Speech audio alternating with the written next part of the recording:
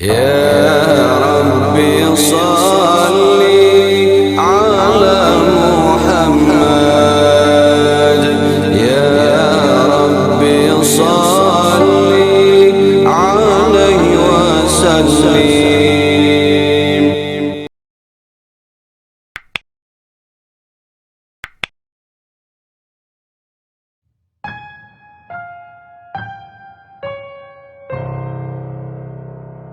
خمسة أطفي بها حر الوباء الحاتمة المصطفى والمرتضى وابنهما وفاطمة لخمسة أطفي بها حر الوباء الحاتمة المصطفى والمرتضى وابنهما وفاطمة.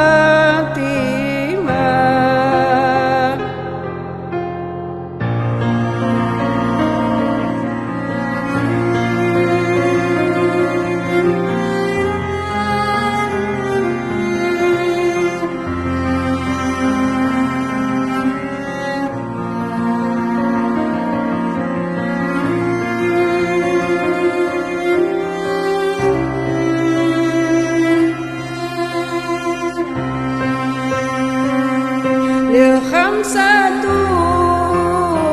أطفي بها حر الوباء الحاتمة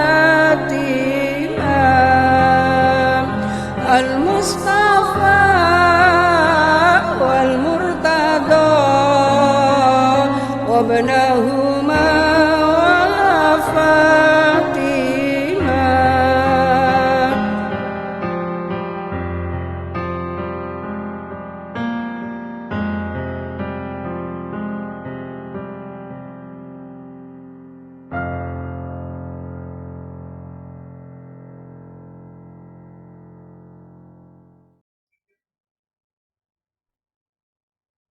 Itulah syair suara doa dari seorang ibu, Gubernur Jawa Timur, Khofifah Indar Parawansa.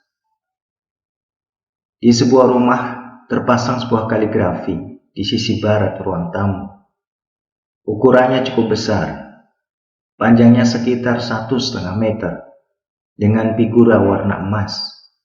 Ia terpampang dengan cantiknya di atas jendela, diapit foto dua ulama Quran, sebagaimana lazimnya ruang tamu orang NU, selain logo NU itu sendiri di bagian lain dalam rumah. Kaligrafi tersebut bertuliskan sebuah syair. Terjemahan syair ini kurang lebih adalah tentang 5 jimat yang dimiliki dalam hidup, yang dengan wasilahnya diyakini bisa memadamkan segala penyakit dan epidemi yang mengancam manusia, baik yang berpotensi merusak lahir maupun batin. Kelima jimat pegangan hidup ini berupa 5 sosok manusia, yaitu Al-Mustafa Rasulullah Muhammad SAW, Al-Murtadha Sayyidina Ali, kedua anaknya Sayyid Hasan dan Husain, serta Fatimah. Kelimanya adalah perlambang puncak keluhuran manusia dari sisi kemuliaan teladan dan akhlak Al-Mustafa, kebijaksanaan ilmu Al-Murtadha, keberanian dan sifat kesatria Hasan dan Husain, serta kejernihan hati seorang ibu bernama Fatimah. Di beberapa tempat, suara parau mbah-mbah muazin menembus senja sambil bersenandung dengan syair ini, sembari menunggu iqamah sholat maghrib. Kadang disertai syair berbahasa Jawa. Meski harus diakui, musola dan masjid kita yang makin ramai justru makin sepi dari senandung indah semacam ini. Pujian yang jadi doa menyelimuti semua telinga yang dihampirinya. Akan tetapi sayang sekali, jimat ini justru dipandang dengan miring oleh kelompok tertentu. Coba cari kata likhomsatun di mesin pencarian Mbah Google itu. Di beberapa situs teratas justru menyandingkan bait tersebut dengan kata waspada dan Syiah. Ini sama sekali tidak masuk akal bagi saya.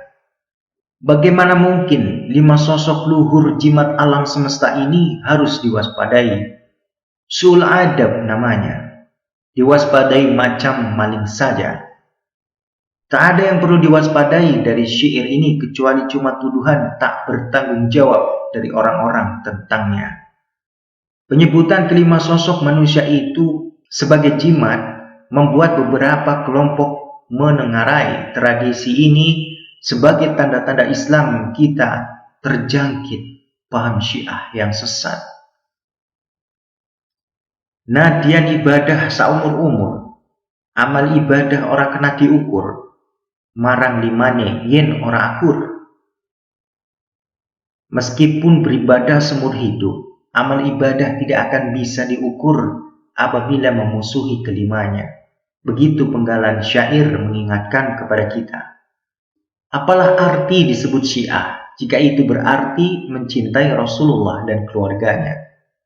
Tidak aneh pula jika Gus Dur menyebut meski secara akidah kita Asy'ari, tapi tradisi Islam di Nusantara praktisnya bertradisi mirip Syi'i. Kembali ke likhomsatun. Sesuai dengan makna harfiahnya, wasilah syair ini diyakini banyak orang bisa melindungi manusia dari ancaman wabah penyakit, bahkan kebakaran. Maka tidak jarang bait ini ditemukan tertempel atau ditulis di bagian belakang pintu rumah, atau dalam secari kertas yang terselip di bingkai jendela. Kepercayaan atas sebuah nama sudah dimulai sejak manusia pertama.